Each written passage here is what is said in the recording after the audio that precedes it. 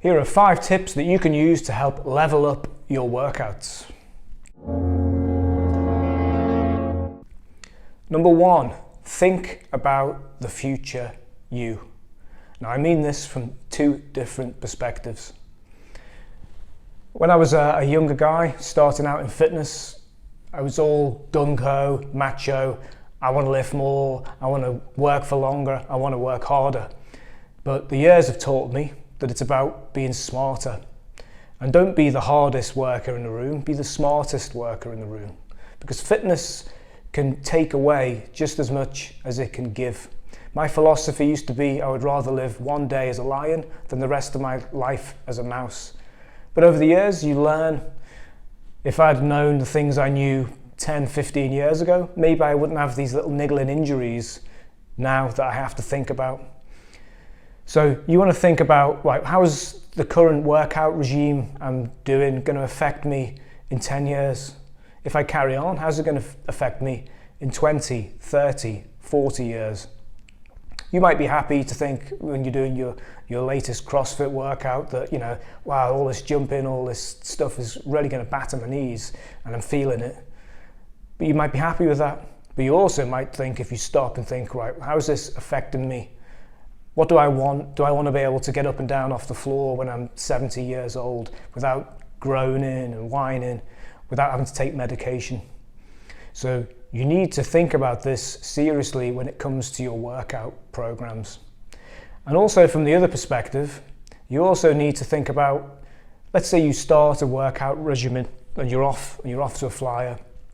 But you stop, you want to think about what would me 5 years down the line say if I'd stopped? Would it say, if only you'd carried on, you would have been, you know, in great shape, you would have been proud of yourself for maintaining 5 years of exercise, and your body will be thanking you for it down the line. Again, 10 years down the line, you don't want to be getting into your 60s and 70s completely physically broken and being full of regret for not taking the fitness opportunities that are all around us. So that's number 1, think about the future you. Number 2, plan. I can't tell you how often I've seen people enter a gym without a plan. And in my years of experience, I've seen people, members of gyms for 5, 6 years, look exactly the same as they did when they first entered the gym, often even worse. You need to plan your routines around your goals. If you don't plan, you're simply not going to maximize your time in the gym. We have maybe an hour, 45 minutes at most people. So in that time, you need to maximize your effort. So that involves some kind of plan. Let's say, for example, you want to lose weight and you don't plan a workout. Your job, you think, is just to burn as many calories as possible. So you think, well, how can I burn a lot of calories? Well, I'll just get on the treadmill and I'll do maybe 3 times 100 meter sprints. I'll just go as fast as I can and I'll burn a lot of calories and then I'll carry on the rest of the workout. But you put so much effort into those first 3 sprints that you're so tired you can't complete the rest of the workout. You go home feeling like a failure and you haven't maximized your time. So you have to be able to plan what you're going to do along the guidelines that are dictated by your goals. Now, a simple trick you can use is something we call the FIT principles, F-I-T-T. Frequency, intensity, time, and type. So for frequency, how often can you train? You have to be realistic. If you think, well, I'm going to train 5 days a week, and you know that's unrealistic, you be honest with yourself, think, you know what, I'm realistically only going to make this 3 times. In that way, you plan a routine to maximize your 3 workouts. Instead of you planning a 5-day split routine when you're going to cover everything, you do 3 days where you guarantee you cover everything. If you manage to get in more times, that's a bonus. Next one is intensity. How hard do you plan to work in your workouts? Well, that will come from a proper plan. It will also come from a fitness level. An intense workout for some might be a completely different workout for another. If your goal is to just do bodybuilding, then you're not going to be having to do high intensity work. You need to be intense in a different level in terms of concentrating on muscular contractions, for example. If your job is to lose weight, then your job is to try and burn as many calories as you can through a mixture of different kind of training exercises, working on cardiovascular fitness and muscular resistance exercises. Intensity, done. Next one, T is time. How long can you spend on the workouts? How long can you spend on each individual portion of the workouts? If you don't know the answer to these, then you need a program to stick to. You want to be able to make sure that if you're only going to spend 30 minutes in the gym, every one of those minutes is accounted for. I've seen people come into gyms and literally spend 30 minutes sometimes warming up for a workout. They spend 10 minutes of actual workout time, and then they do a 10-minute cool down and leave. That is not maximizing time, that is time wasting. So put your efforts into the biggest bang exercise. And finally, type. What kind of exercise do you need to achieve your goal? I've already mentioned this in a way, but you need to think about this seriously.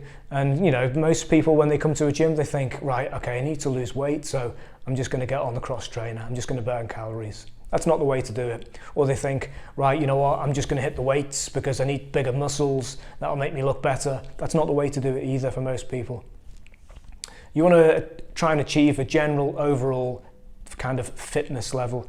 You need to be counterintuitively jack of all trades, master of none. Because if you get too bogged down in the weeds of, well, I'm going to work on this, I'm going to split my body up, I'm going to have an arm day, I'm going to have an ab day, I'm going to have a back day, you're wasting time. Your body is very good at handling things. As long as you factor in enough rest between working different muscle groups, you're good to go maybe every 72 hours. So think about that. Have a plan. That might mean seeking professional advice. It might mean using some kind of fitness app from a good fitness professional like me, and sticking to that and planning it around what you can realistically achieve given your time periods. Number 3, maximize your time. Now, I covered this briefly in point number 2, but I want to go into more depth because, again, it's a very important point. And as I mentioned, I've seen countless unwitting time waster in the gym. You have to plan down to the T what you want to achieve in your workouts. Now, for me, an idea of not maximizing time would be what I see continuously in every gym, everywhere I've ever trained. And that's an example would be a chap comes in, wants to work his chest, lies on the bench, does a set of 10 reps on the bench press, then sits there for 2 minutes. Maybe he's on his phone, maybe he's not, maybe he's just messing around, but often he's just sat on the bench doing nothing. That to me is a huge waste of time. So what I want to talk about is things called supersets and tri sets. Now, what you have to think about is when it comes to fitness advice, a lot of the fitness advice we get or gets handed down is from the likes of bodybuilders. Because everyone likes, or a lot of people have been inspired down the years by people like Schwarzenegger and Stallone. Now they have movie bodies. They're not particularly, apart from Stallone, I give credit, is more than a movie body. But you look at a lot of these guys, you look at professional bodybuilders, they may look huge and muscular, but you ask them to move the furniture, I guarantee they'll be pretty useless. You have to develop an overall kind of fitness level. And the easiest way to do this and the easiest way to maximize your time is things called supersets, tri sets, where you can work the major muscle groups, but you can also fit in things while you rest. You can do your abs, you can do your core work, you can do mobility work. When I enter the gym, for example, I do a brief warm-up, and then there's almost no minute of that workout hour where I'm not moving. The only time I have to move is if I'm trying to change album on my phone, or I'm having to answer a WhatsApp message from a client. Apart from that, it's non-stop movement. In, warm up, right, first exercise, done, reps, superset, exercise, core, back, stand up, move around 2 seconds, back on to the next set, repeat and repeat. do it again and again and again. You're in, you're out. You work out more of a sweat, you'll burn more calories, you'll double the amount of work that you can do in 45 minutes to an hour, as opposed to 1 set, 2-minute rest, 1 set, 2-minute rest. And this is no exaggeration. It's not unusual for me to be about halfway through my workout by the time some people are just beginning their second exercise. And I find it incredible. It's a huge waste of time and a loss of potential. So make the most of your time. Number 4, and I think a lot of people will identify with this one, is to forget what other people think. Something that happened quite recently. I was in the gym training one of my clients, and there was a large lady, young girl. She came in, she did a bit of cardio, 10 minutes, and then she came over to where I was working with my client near the free weights. And she came over and she looked at the free weights and sort of went, yeah, and then turned around and left the gym. Now in her head, I guarantee that she was thinking, right, I need to do something. I know this is what I need to do. Maybe I've got a plan. But for whatever reason, didn't like being around other people. She felt self-conscious. She may have felt, you know what, I don't really know 100% what I'm doing. I'm not that confident in my technique. And as a result, she left. Now, obviously, it's a real shame. And if I wasn't with my client, I would have gone and grabbed her and said, is there anything you want me to help you with? Because I knew she wanted to do something. And I think a lot of people, especially I did when I was first starting out in exercise, I thought, I got a little bit self-conscious. I don't look like an idiot.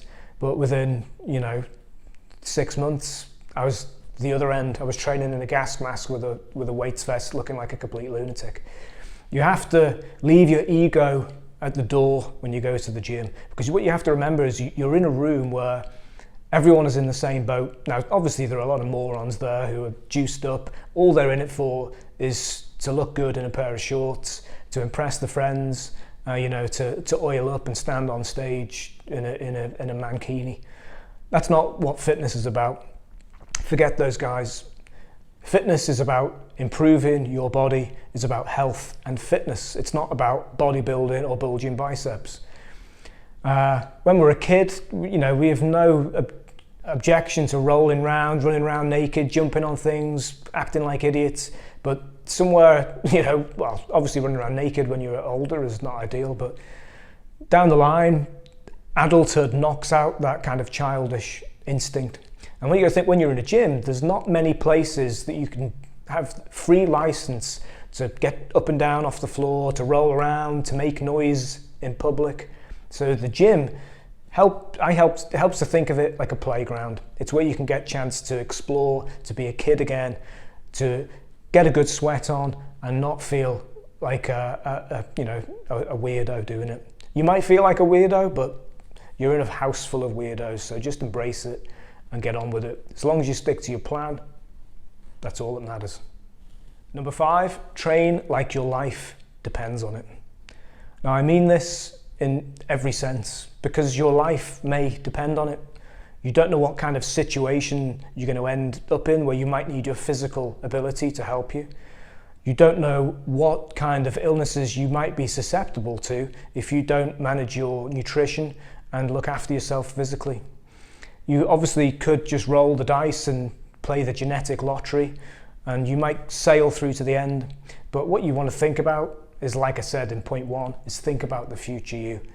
Your life may well depend on the efforts that you make in the gym today, tomorrow, next week, next month, next year. Now, the trouble with the fitness industry, and it's no kind of secret what I think about the majority of it, is moving in the wrong direction. You look at magazines, it's all about oiled up bodies and 6-pack abs and arm blast workouts and secret to, superhero shoulders. This is all a myth. Most of the people you see in these magazines are geared up or photoshopped. Our job, and my job as a fitness professional, is to improve your health and fitness, to improve your longevity, your health span, your lifespan. And remember the difference between health span and lifespan. Although people generally are living longer, they're not living healthily for longer. They're being artificially supported by medicine. So you want to think exercise and nutrition is medicine. And don't miss workouts. Don't skip workouts. Many a time, just yesterday, I was like, I really can't be bothered with this. My wife, exactly the same. Neither of us could really be bothered going to the gym, but we did it anyway. And we felt better afterwards. Sometimes you just need to take 1 step, 2 steps, and then just keep taking steps, and you'll get to where you need to be. Think about the future you. Plan your workouts. Make sure that you maximize your time. Forget what other people think, and think about yourself and how exercise and nutrition can help save you.